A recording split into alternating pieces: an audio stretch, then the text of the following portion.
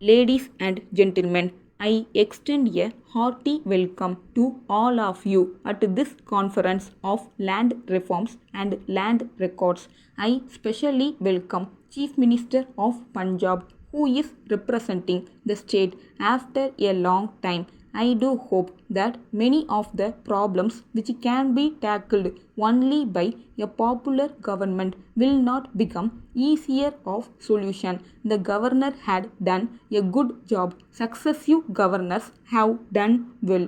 But there is a limitation on what a governor can do, and beyond those limits, it has to be done only by a popular government. So I am glad that he attends this conference. He has taken special interest in this subject, and I hope it will be possible for his government to show results. My colleague has already placed before you the outline of the deliberations which you are going to have. I need not to repeat all that he has said, but let me start by asking why this conference has become necessary. The central government have nothing to do with land reforms. According to the constitution, they fall completely within the purview of the state government. Why should I go out of the way to call all of you? It is not my constitutional responsibility. It is yours after 50 years, and if you ask me, it is much more longer than 50 years because land reform was one of the accepted programs of all the political parties even before independence. After all these years, if we still find ourselves talking in terms of what we said 50 years ago or 60 years ago, I think there is something seriously wrong. And it is to nobody's credit that after 50 years we are still having a conference on land reforms, which means that what we promised to the people before independence, after independence, election after election has not been done, or what has been done is only a part. So I want an end to these conferences. If I could make this the last conference to be ever held in Delhi, I would be happy. What I want now is total implementation within a time frame fixed by us today. We have told the chief ministers that all the surplus lands available under the land ceiling laws in the states should be distributed before the end of this year. Now, the record which I have before me very clearly indicates that we are nowhere near that.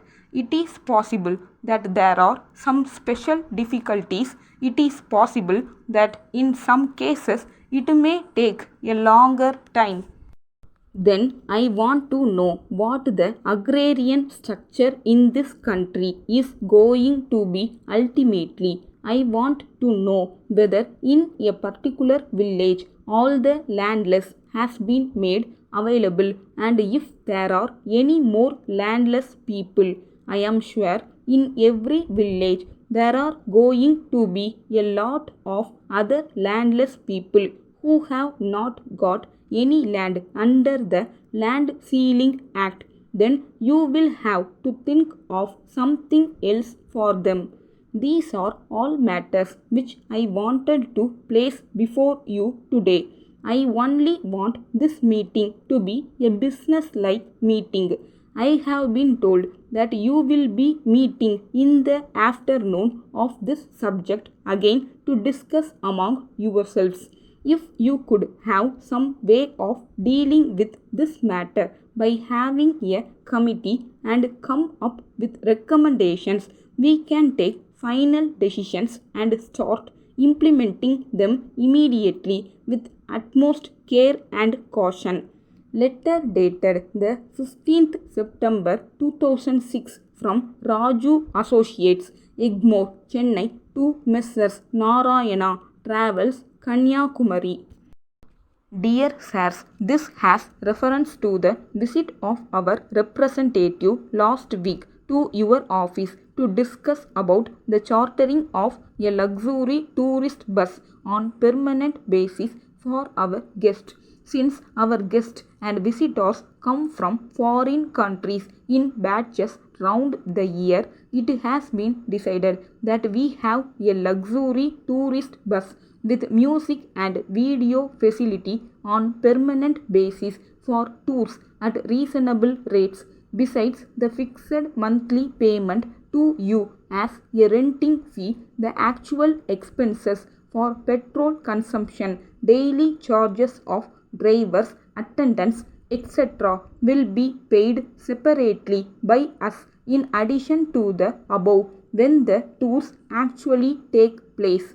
A well experienced driver and attendant may please be posted for the smooth operation of the tourist bus.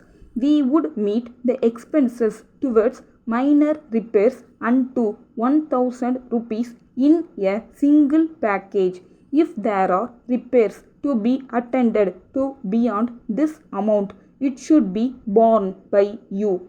It may be stated that the matter has not yet been finalized, though we are very eager to finalize it soon because one batch of our visitors would be here from Russia within a fortnight. Our representative will call on you again in a day or two. We hope you will sign an agreement with him in this respect. Yours faithfully.